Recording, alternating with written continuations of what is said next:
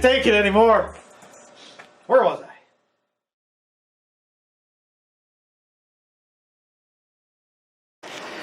Well, this is my soon-to-be pulley for a serpentine belt for a treadmill. That's why it's got to be so wide. And I try to save as much metal as I could by putting all these voids in here.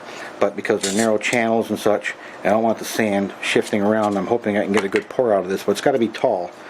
So I have a lot of weight to push the aluminum into the smaller areas. At least that's the thinking. So I'm going to core the very middle. I'm going to core the spokes. Then I'm going to have this ring here. Actually, it doesn't even have to be a ring. This is in case I lift my core up a little higher. But that there will provide a nice expansion area to pull aluminum from as it contracts and has to go somewhere. Then I'll have my main sprue up here, and then I'll have a cush top on top. I only made one cush tool though. I guess I'll find a little can or something to throw on top of there. So hopefully if I pour fast enough, this should work. So I'm going to throw the core in there now. The pale stuff you're seeing packed into the form there is a core sand, and that's just basically a fine-grained sand mixed in with a little binder, and the binder in this case is sodium silicate or water glass. Now water glass has a neat feature of when exposed to carbon dioxide gas, it will solidify pretty much rock hard. So a little bit mixed in with the sand, and you get a hard but easily breakable sand to use as a non-movable core material. And this is what you use to fill in your hollows so the metal will not get into that area. And the reason I'm using a core sand rather than just packing this with the loose sand that the whole piece is going to be placed into is if this was loose sand in this area here, just the act of the hot aluminum being poured in and swirling through these small channels would be enough to disturb a loose sand in these pockets, and it would just turn into a jumbled mess. So this is sort of an assurance policy. So with the core sand here, I know it's going to retain the shape of the spoke areas, and everything's going to come out all nice and groovy. And the other reason is, when I bought my sodium silicate, it was in a 5-gallon pail because that was their minimum quantity. I figured I might as well start using some of it because it's going to pretty much last my entire lifetime. I was telling Greg over here, I want to make a sort of a bottom, just sort of keep everything, because I'm afraid if I had these by themselves, maybe their weight might shift because there's no anchor for them, so now they have a firm anchor, and I'll vent out to the sides. So now I'll put the little sprue caps on.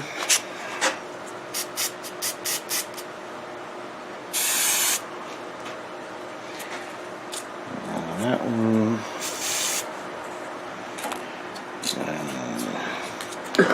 Oh, that's big enough.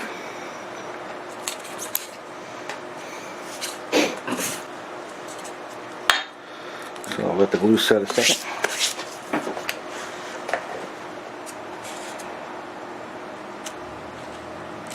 There. Hopefully this big of a sprue will let it get into all the spokes nice and evenly.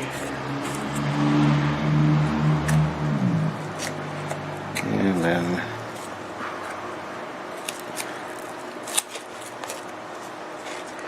not pretty, but that's what it's going to be. That's just so that that top piece is just for a... That's so, because I'm going to bury it this deep. Yeah. And I want the aluminum coming from this height so I have the weight of it to go. And I don't mind having extra. If this isn't big enough, it won't reach all the spots. It won't have the head pressure. So I don't mind cutting off extra. It'll just go right back into the bin and get remelted. So those two parts are about ready to go. And but I only have the one tool. And recutting those, and if you had to do it again, recutting those parts is no big deal, provided you load the right G-code. Yeah, detail. So they're in the memory, they're ready to go. I can run these off all day now. Alright, so I guess it's at the point where I can start up the furnace and make some noise and mess and stuff. Yeah, plus it's pressurized. But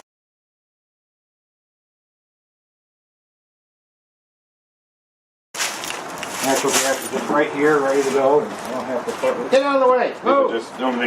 The only difference is that it would just take longer. Yeah. Oh, let's see. Clamp on. Get some aluminum So here. this is concrete? It's a mix of kitty litter, water, and perlite.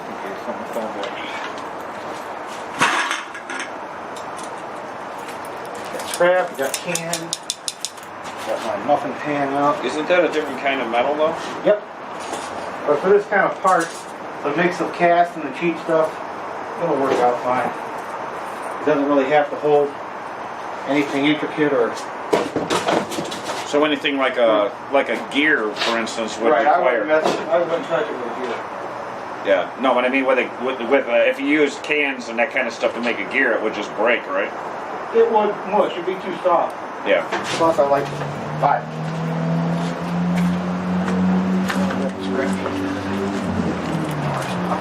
Well, that's what you made before. Yeah, those are my ingots from wheel rims. Wheel rims are good for this kind of shit. I'll probably get a lot of draws for this crap. It'll get the fire started so we can get a puddle started.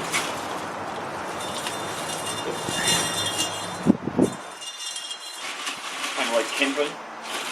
Yeah, when you get a puddle started, like solder, when you wet it, it heats up the surrounding areas better. Okay.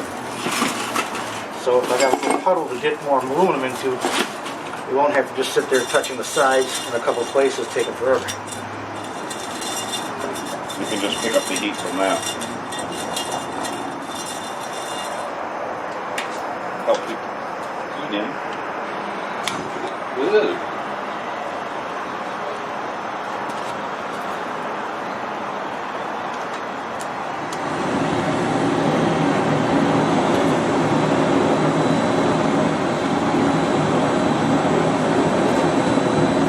Probably would have made a better furnace than the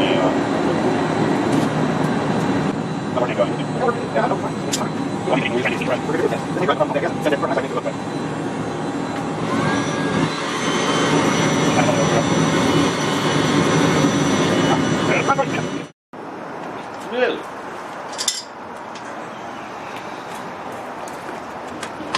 Guess I don't want to go in there.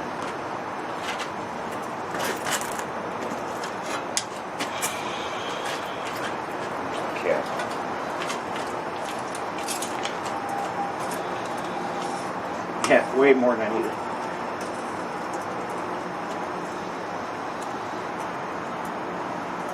That's what you want. Cooling it with these tongs makes a little bit of waste. Alright, you guys out in YouTube land, you know, I know play it safe and all that, but if I'm going to pour in my shorts, short sleeve shirt, no gloves, that's my business. After all, compared to where most of this shit's made, like India and China, I'm overdressed.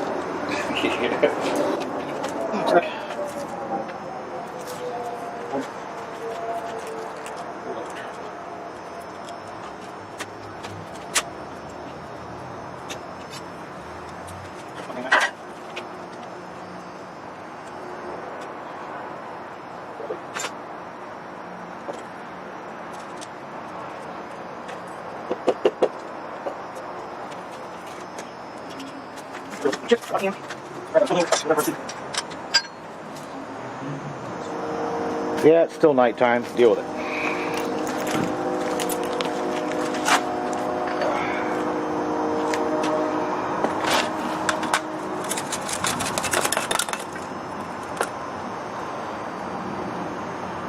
That'll probably work.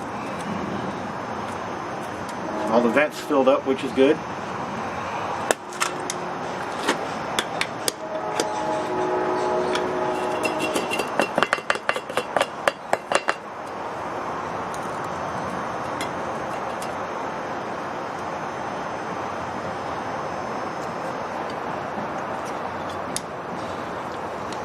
And that one I won't know until I break out the core sand. The crispy stuff on the outside, the black, is tape I put on there to hopefully get a better finish than the sand going in all the nooks and crannies of the pattern.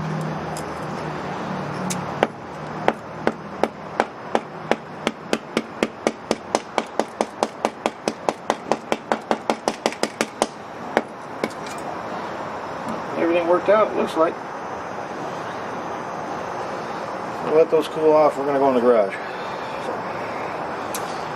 bring you back when I got them cleaned off and we'll do the inspection.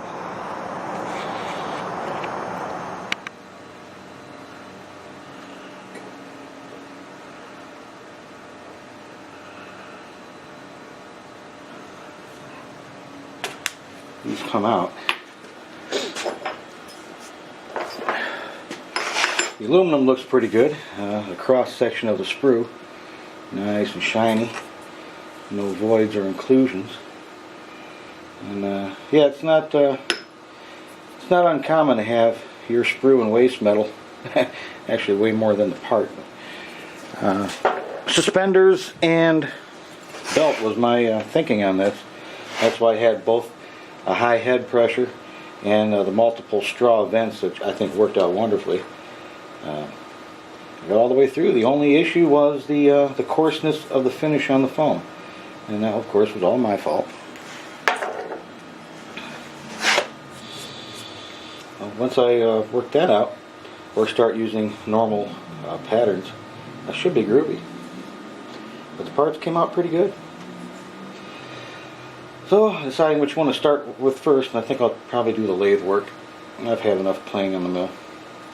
I'm going to chuck this up and clean it up. I left a good chunk of the sprue on there that I can use as a handle. So I'll face this off a little bit, put it back in the chuck, turn this down, and that'll be my turning stem while I clean up the rest of this thing.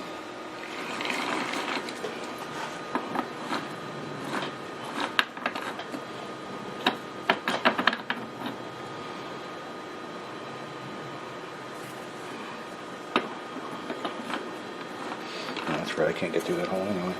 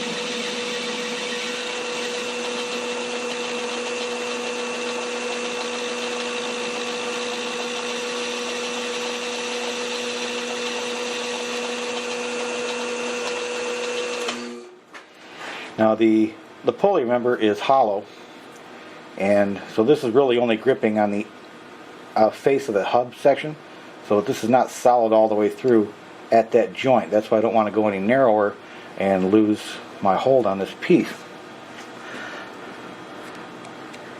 One more cut to get rid of that nick there, and I'm going to be good with that side.